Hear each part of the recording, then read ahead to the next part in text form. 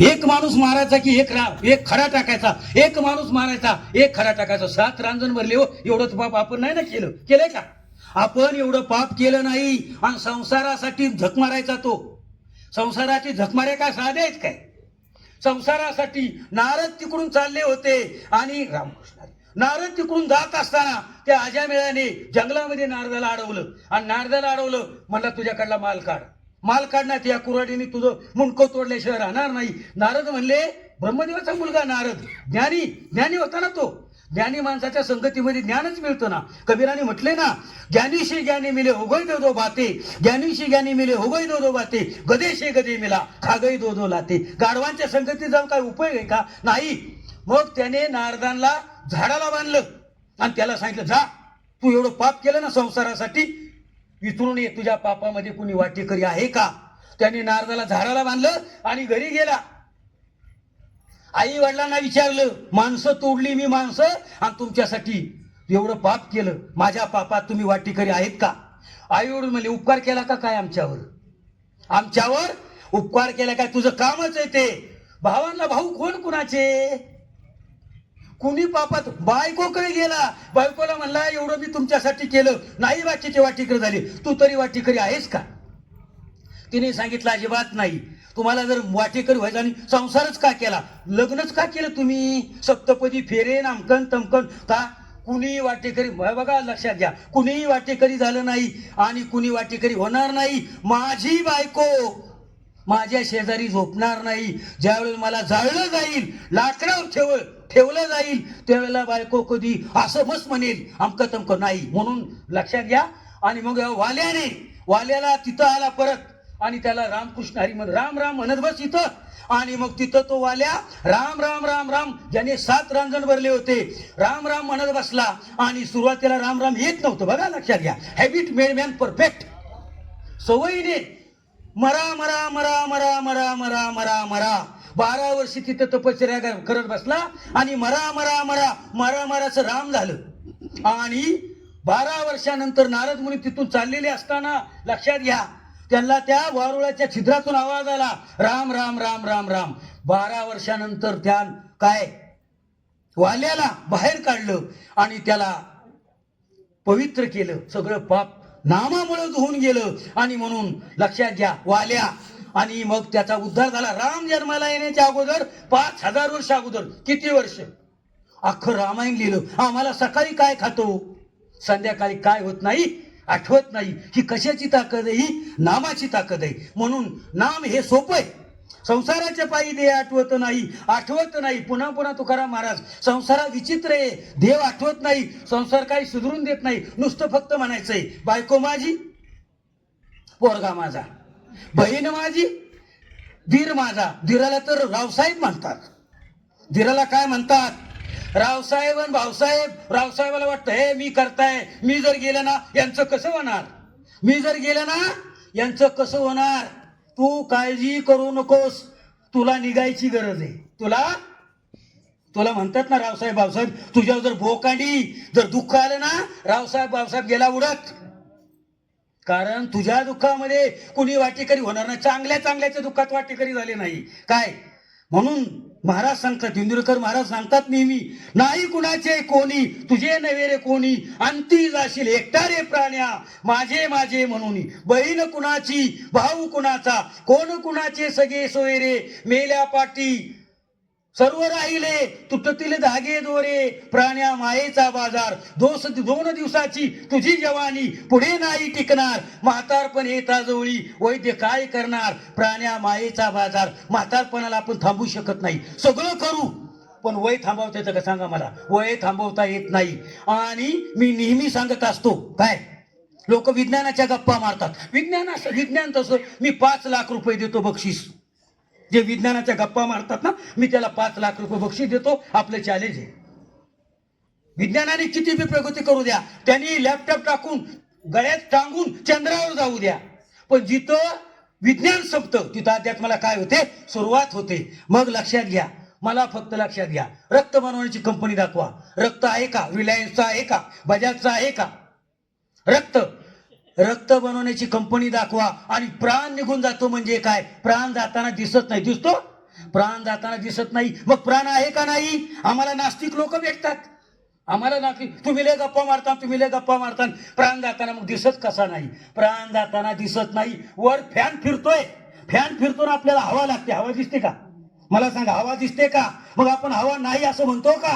Cooler मधून हवा बाहेर येते, फॅनच्या खाली हवा बसलो होतो, म्हणजे याचा अर्थ आहे की लक्षात घ्या, देवाचं अस्तित्व आहे का नाही? तुमच्या आमच्यामध्ये परमेश्वर बसलाय का नाही? जे जे भेटे भूत ते ते जाणी जे भगवंत, काय जे जे तुम्हाला भेटतंय तो परमेश्वराचा अवतार आहे. आणि म्हणून त्यांनी म्हटलेलं आहे की प्रत्येकासमोर नम्र व्हावं. आणि लक्षात घ्या, कुणाचं अंतःकरण दुखू नका. जे जे भेटेभूत ते ते जाणी जे भगवंत. आणि एक दिवस काय होणार आहे? ही भाड्याची खोली खाली होणार आहे महाराज, ही भाड्याची खोली काय होणार आहे? आणि दोन गोष्टी आपल्या हातातल्या नाहीत. कोणाच्या घरात जन्माला यायचं आणि कधी जायचं? मरण आपल्या हातात आहे का? सांगा मला तुम्ही. मरण आपल्या हातात नाही. मरणार मग तर म्हातारीच माणसं मरतात का? म्हातारी माणसं मरत नाही. तरुण पण मरतो, म्हातारा पण मरतो, सगळेच मरतात, पण आपल्या हातात नाही. जन्माला येणं आपल्या हातात नाही, पण आपल्या हातात काय? फक्त देवाचं नाम घेणं, ज्याच्यामुळे आपला उद्धार होणार आहे, ते मात्र आपल्या हातात आहे. आणि बोलावणं येण्याच्या अगोदर वेळ निघून गेलो नाही. Time is money, time is money. किती पैसा कमवा, पण गेलेली वेळ परत येणार नाही. एक एक क्षण महत्वाचा आहे. काय म्हणून त्यांनी म्हटलेलं आहे, काय काय पली गेली घटका गेली तास वाजे घनाना, पली गेली घटका गेली तास वाजे घनाना, आयुष्याचा नाश होतो राम कार्य म्हणेना. अरे तुझ्या आयुष्याचा नाश व्हायला लागला, एक दिवस काळ येणार आहे, तुला घेऊन जाणार आहे, पण तुझ्या तोंडात काय येत नाही? राम येत नाही. मला सांगा, देवाचं नाव घ्यायला पैसे पडतात का? देवाचं नाम घ्यायला फी आहे का? फी आहे का? नाम इतकं पवित्र आहे, पवित्र आहे, मंगलमय आहे. त्या नाव घ्यायला वेळे काळाचं बंधन नाही. कुणी बी घेऊ शकता, जातीपातीचं बंधन नाही. स्त्री घेऊ शकते, पुरुष घेऊ शकते, नपुसक घेऊ शकतो. एवढं मोठं देवाने देणगी दिली, पण आमच्या तोंडात काय येत नाही? नाम येत नाही. आम्ही दिवसभर गप्पा मारू, दिवस उठल्यापासून झोपेपर्यंत गप्पा मारू, पण आमच्या तोंडात काही नाव येत नाही. नाम येणं फार गरजेचं आहे. कमीत कमी आयुष्यभर नाम घ्या, कमीत कमी शेवटच्या वेळी तर नाव घ्या ना, शेवटच्या वेळी तर नाव घ्या. पण काय काय माणसं बैलासारखी आली आणि बैलासारखी गेली. ते म्हणतात आम्ही लय कारभारी, आम्ही लय कारभारी, एवढं कमवलं तेवढं कमवलं. जाताना काय नेशील? जाताना जाताना तू काय नेशील? काही नेणार नाही. आणि म्हणून लक्षात घे, तू देवाचं काय कर? नामस्मरण कर. बघा माणसाचं दुर्दैव किती आहे, देवाचं नाव सहजासहजी काय येत नाही, तोंडात येत नाही.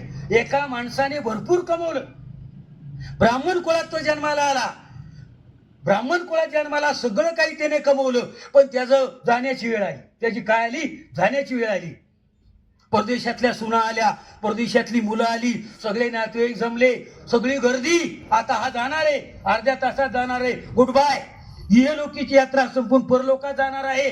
परंतु मग काय? लक्षात घ्या, मग तो मरताना त्याची बोबडी जोबरी ओळख नव्हती, परत जाताना सुद्धा तो देवाचं नाव घेत नव्हता. आपल्याला जायचंय ना आता वर, तिकडलं पाहिजे, इकडे काय, इकडे सोडून द्या सगळं. परंतु तो म्हणायचा जमीन नीट सांभाळा, गाड्या नीट सांभाळा, अजून जमीन घ्या, तुला जायचंय ना आता, निघाला ना तू, तुला काय करायचंय बाकीचं?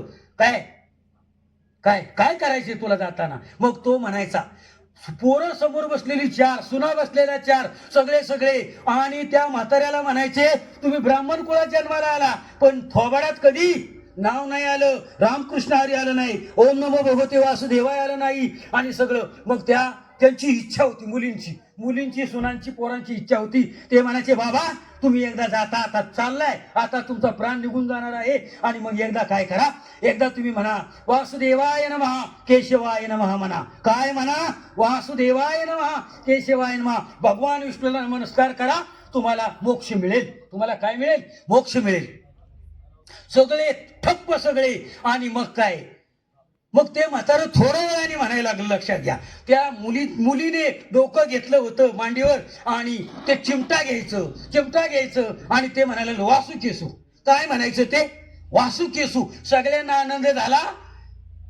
आता म्हणले बाबांना मोक्ष मिळाल्याशिवाय राहणार नाही. कारण का? तर वासुदेवाय नमः केशवाय नमः म्हणायचंय, पण बुबडी वळल्यामुळं त्यांना शेवटी काय वासुदेवाय केश म्हणताय ना, म्हणून ते काय म्हटलं की वासुकेसू म्हणा. काय म्हणा? वासुकेसू. सगळ्यांना आनंद झाला, पण मर्म माहीत लागतं. जर मर्म माहीत नसेल तर त्याचा काही उपयोग नाही. रामकृष्ण हरी.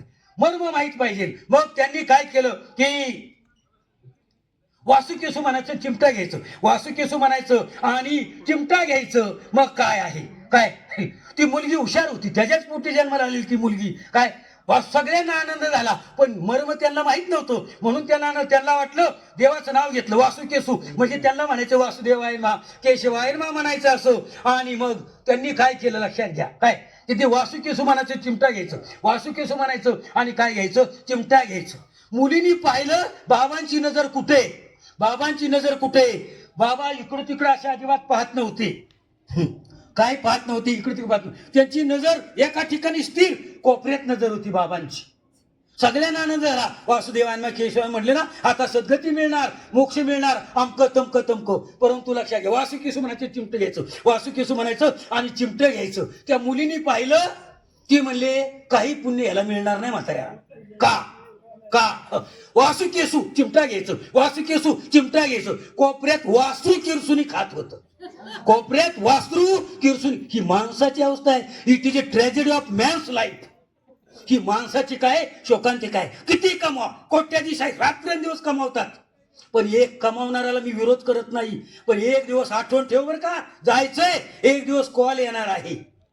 संसार सोडू नका, परंतु एक दिवस काय येणार आहे, कॉल येणार आहे. पैसा इतका वाईट आहे, इकडे येऊन देत नाही. अहंकार एवढा वाईट आहे, इकडे येऊन देत नाही, अजिबात येऊन देत नाही. आणि मग सगळं करायचं राहिलं असं व्हायला नको, म्हणून तुकाराम महाराज म्हणतात, सावधान होई वेड्या, सावधान होई वेड्या, सावधान हो, तुला एक दिवस जायचंय, परंतु अहंकार सोडून दे. अहंकार किती वाईट आहे बघा, लक्षात घ्या, अहंकार किती वाईट आहे. तुकाराम महाराज कळकळून सांगतात, अहंकार किती वाईट आहे की तुकाराम महाराज म्हणतात. तुकाराम महाराजांचा दृष्टांत आहे, काय तुकाराम महाराजांचा दृष्टांत आहे.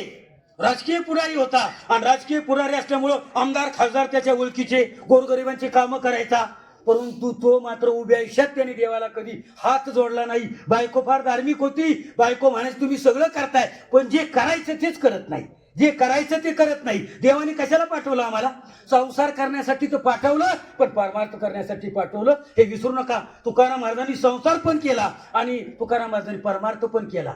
आता हा जो आहे, हा सकाळी 6 वाजता उठून बसला, बघा अहंकार कसा वाईट आहे. आणि मरणाची जाणीव पाहिजे, आठवण ठेवा. सगळ्यांना विसरा, पण आई वडिलांना विसरू नका, देवाला विसरू नका आणि मरणाला विसरू नका, कारण काळ आहे तो बापाचा बाप आहे. काय मग हा पुढारी होता, पुढारी सकाळी 6ला उठून बसला, आणि सकाळी 6ला उठून बसल्यानंतर काय झालं की त्याचा दरवाजा वाजला, बंगल्याचा दरवाजा, नाक टक टक टक टक असा आवाज आला. याचं टाळकं हल्लं, म्हणला सकाळी 6 वाजलेत, मी उठून बसलोय, माझी अजून आंघोळ व्हायची, चहा पाणी सुद्धा झाला नाही, कुणीतरी आलंच त्रास द्यायला.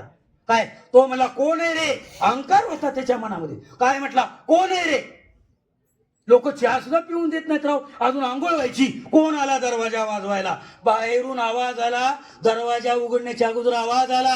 हा म्हटला कोण आहे रे, बाहेरून आवाज आला, तुझा बाप आलोय तुला न्यायला, तुझा बाप तुला न्यायला आलोय. याचं तर आणखीच टाळतं आलं. अख्ख्या तालुक्यात मला कुणी म्हणत नाही बाप आले तुला न्यायला. हा कोण आहे, बघतोच त्याच्याकडे, तू काय बघतो, तोच तुझ्याकडे बघणार आहे, हे लक्षात ठेव.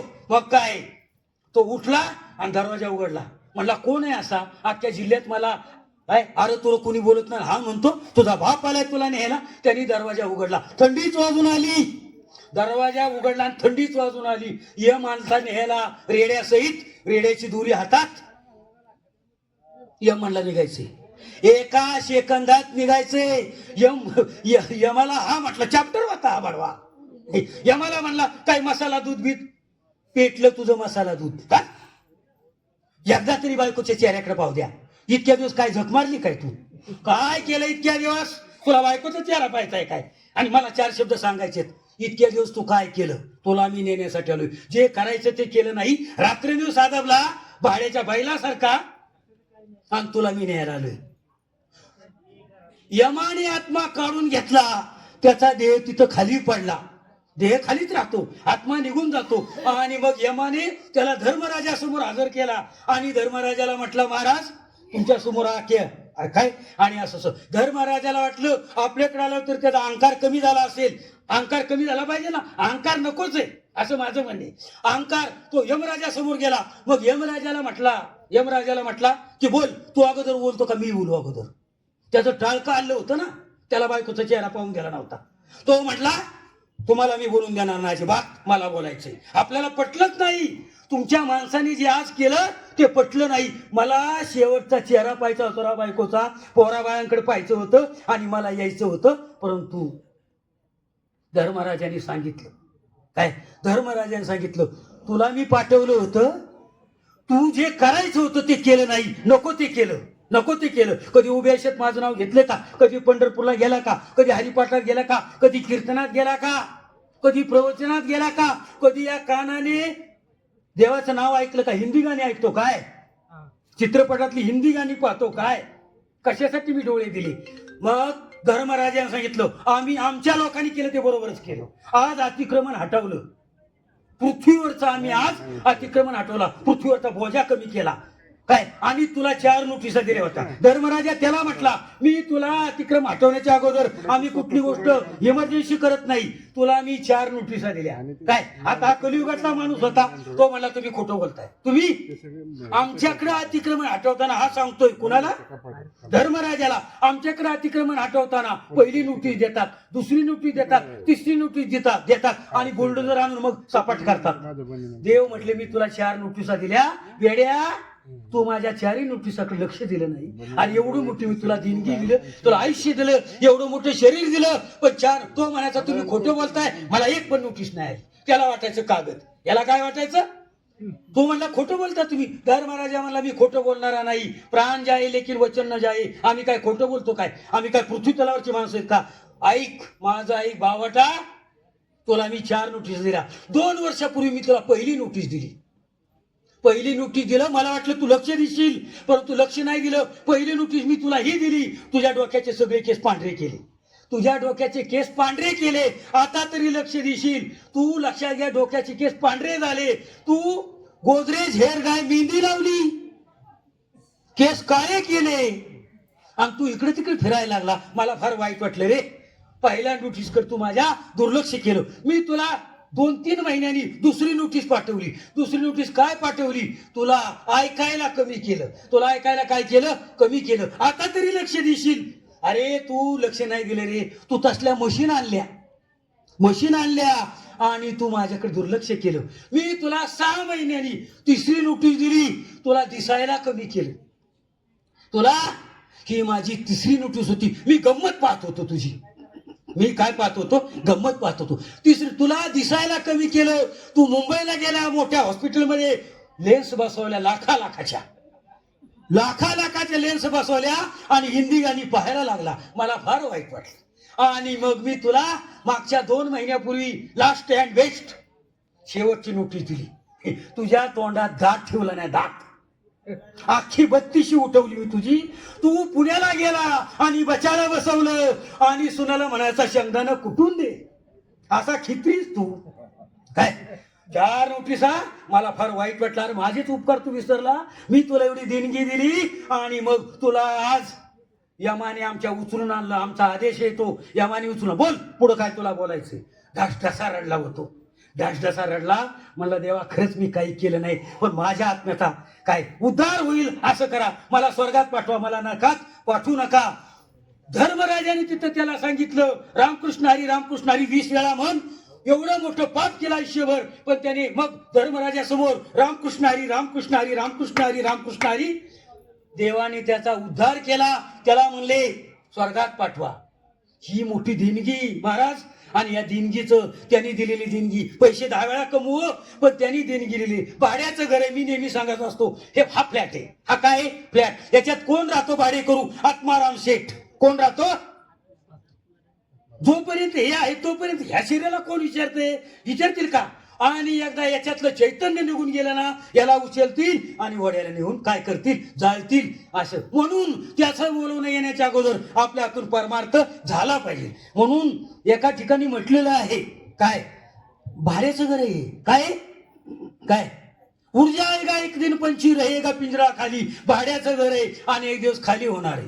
बरोबर आहे का नाही? म्हणून त्यांनी म्हटलेले, जिंदगी एक किराए का घर है, जिंदगी एक किराए का घर है, एक ना एक दिन बदलना पड़ेगा, मौत जब तुझको आवाज देगी.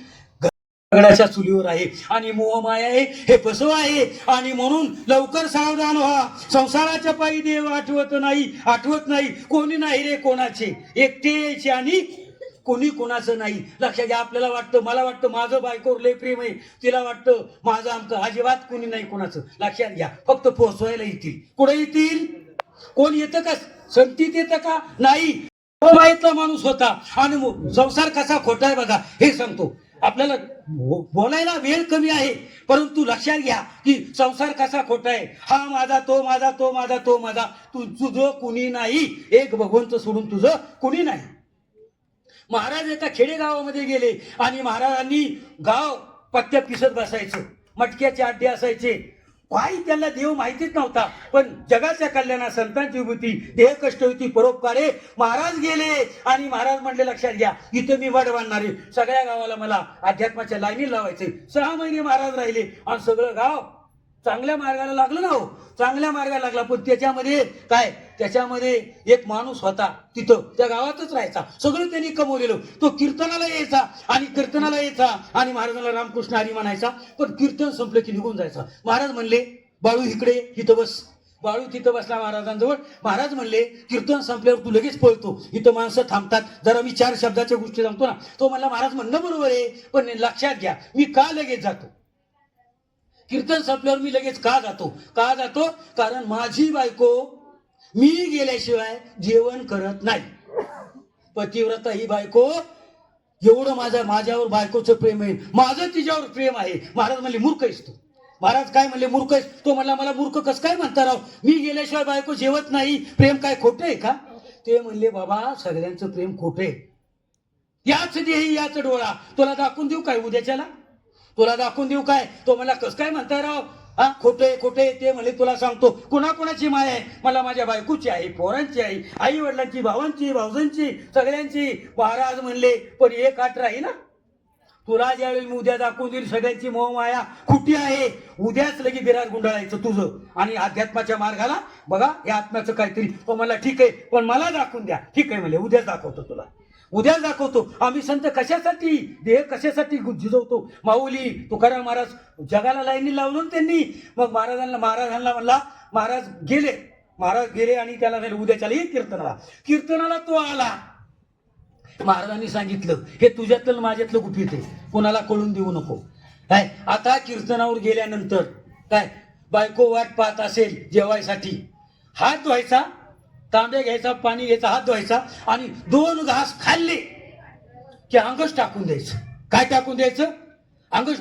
मेल्याचं तुला सोंग करायचंय, मेल्याचं तुला काय करायचंय? सोंग करायचंय. काय त्याला जरा रामदेव बाबांचं योग माहिती होता सगळा. त्याला नाडी कशी बंद करायची, श्वासोश्वास कसा बंद करायचा, त्याला सुषुम्ना नाडी, सुषुप्ती नाडी, सगळं त्याला माहिती होतं. मग काय, तो मला, बघा महाराज, मी मरणार आहे, खोटं मरणार आहे, पण तुम्ही पण या बरं का, तिथं तुम्ही पण या, कारण हा मार्ग तुम्ही दाखवला ना मला. ते म्हणले, मी येणार ना. असं कसं? आम्ही काय अर्धवट सोडून देतो काय? आज तुला मरायचं, नाटक करायचं. हा घरी आला महाराज. आणि घरी आल्यानंतर लक्षात घ्या, बिचारी बायको होती, ज्या मंडपामध्ये लग्न झालं, जिने संसाराला साथ केली, तिचं माया होती ना थोडीफार का होईना, पण मग त्याने हात धुतला आणि जेवायला बसला. आणि जेवायला बसल्यानंतर लक्षात घ्या, त्याला नाटकच करायचं होतं. 2 घास खाल्ले आणि त्याने अंग तर टाकून दिला, हातपाय खोडायला लागला आणि शांत झाला. असा आडवा पडला, शांत झाला. बायको मोठ्याने बोंबलायला लागली, पळा पळा पळा पळा पळा पळा, ते गेले, हातपाय खोडतात, चला दवाखान्यात न्यायचे. तिची तळमळ बिंबीच्या देठापासून. नवरा वाचला पाहिजे ना, बरोबर आहे ना? नवरा येते सगळे, नवरा जरी गेला तर काय उपयोग आहे? मग काय, तिने भाऊ पळत आले, आई वडील पळत आले, सगळे पळत आले. म्हणजे उचला गाडी आणली, चला दवाखान्यात न्यायचंय. पण एक माणूस त्यातला तज्ञ होता जरा, त्यांनी नाडी पाहिली. ह्यानी नाडी लगेच बंद केली, आणि नाडी बंद केल्यानंतर तो म्हणला, काही उपयोग नाही, गेला ना राव हा. नाडीच बंद आहे तर त्याला नेता कुठं? एक जण म्हणला, नाकाकडे नेवर हात, नाकाकडे नेला. त्यांनी श्वास रोखून धरला. त्यांनी श्वास रोखून धरला. काय नाही म्हणले, पाहुण्यावाल्यांना फोन करा, निरोप पाठवा, बोलवा. ही शोकांतिका माणसाच्या जीवनाची. त्याला टिकून बसवलं महाराज, त्याच्या समोर दिवा लावला, त्याला टिकून बसवलं आणि पाणी ठेवलं आंघोळीला आणि म्हणले पाहुण्यावाल्यांना बोलवा पटकन, लांबच्या पाहुणे काही येऊ शकत नाहीत, पण आपल्याला उरकायचंय. कुणाला वेळ आहे? तुम्ही आयुष्य घालवा त्यांच्यासाठी, पण बघा मागं कोण कोणासाठी किती थांबतो. अहो माणसं कवटी सुद्धा फुटून देत नाहीत राव.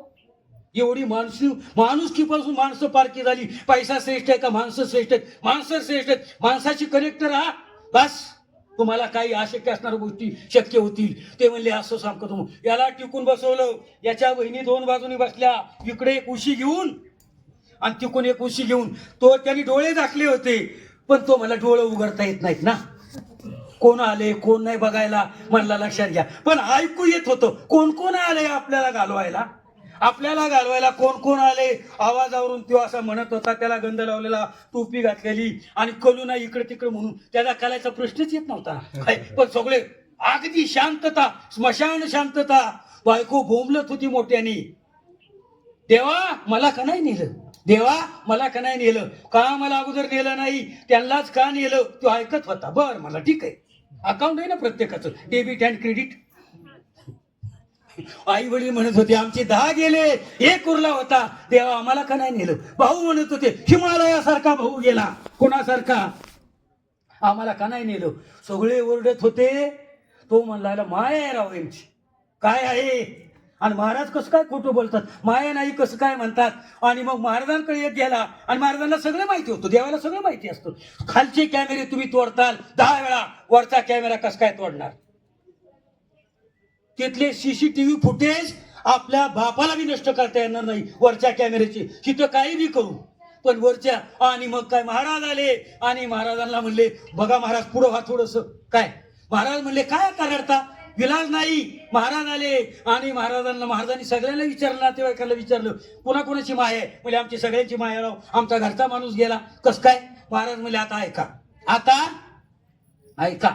महाराजांनी खिशातून एक बाटली काढली, त्या बाटलीत पाणी आणि कुंकू टाकलं होतं, लाल पाणी होतं, लाल पाणी. महाराज म्हणले कुणी हलायचं नाही, ही बाटली माझ्याकडे औषध आहे, हे औषध जो पिईल तो मरेल, तो काय होईल.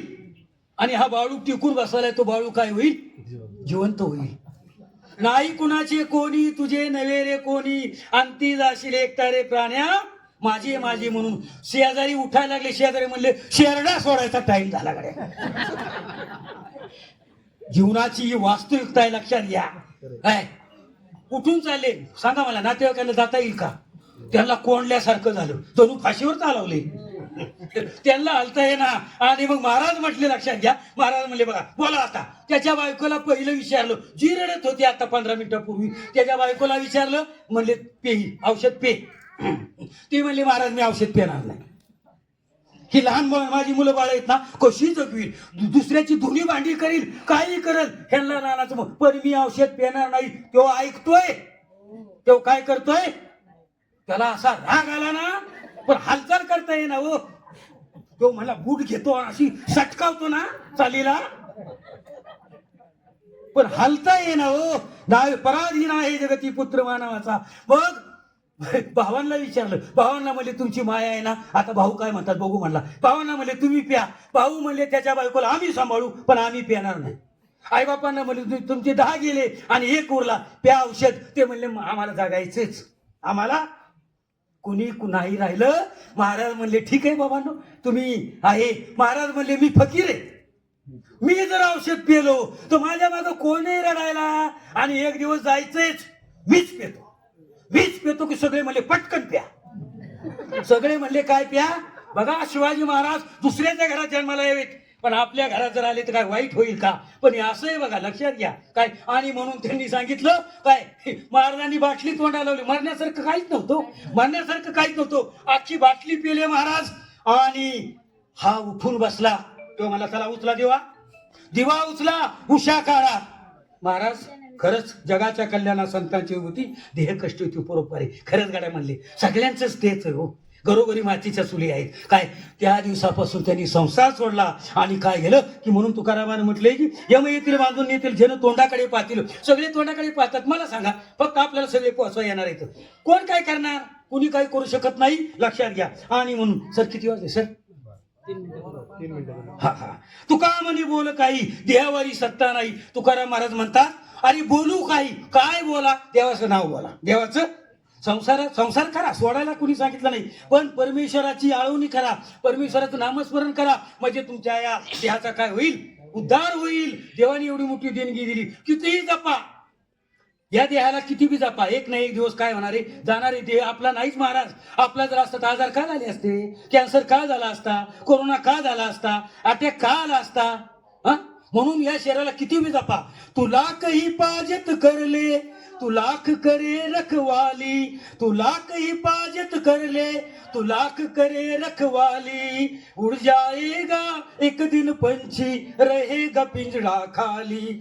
उड़ जाएगा एक दिन पंछी रहेगा पिंजड़ा खाली. फक्त आठवण ठेवा. देवाची आठवण ठेवा. मरणाची आठवण ठेवा. आणि या ठिकाणी काय आपल्याला आता वेळेची मर्यादा भरपूर बोलायचं होतं. तुमच्यासारखे साधू संत माझ्यासमोर बसले आणि 4 शब्द ज्ञानाचे ऐकले. तुमच्या हिताचे माझ्या हिताचे. आणि आजची प्रवचन सेवा या कैलासवासी चंदर महादू जगताप यांच्या आत्म्याला मोक्ष मिळावा आपल्याला बी मोक्ष मिळावा म्हणून एवढं मोठं उद्दिष्ट त्यांनी ठेवलं. खरोखर चंदनापरी चंदनासारखा ध्येय झिजवला. आणि मी सांगितलं सुरुवातीच्या वेळेला की वडगाव रासाईवरून वायरलेस फाटावरून इकडं. आणि त्यांनी खरोखर एवलेश्वर उपला वेलेद्वारी त्याचा वेलू गेला गगनावरी. असाच माणसाने संसार करावा. आणि नवनाथांचे भक्त होते. अख्खा नवनाथ कुठलेही त्यांना विचारा तोंडपाठ दत्तगुरु. आणि ते सगळं नवनाथाच्या समाप्तीच्या वेळेला आवर्जून मला बोलवायचे. आणि अशी पाखरे येते आणि स्मृती ठेवून जाते. काय तुका म्हणे एक मरणची सरे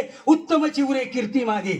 त्यांची कीर्ती दररोज राहिल्याचं राहणार नाही. आणि म्हणून बघा लक्षात घ्या कैलासवासी चंदर महादू जगताप यांच्या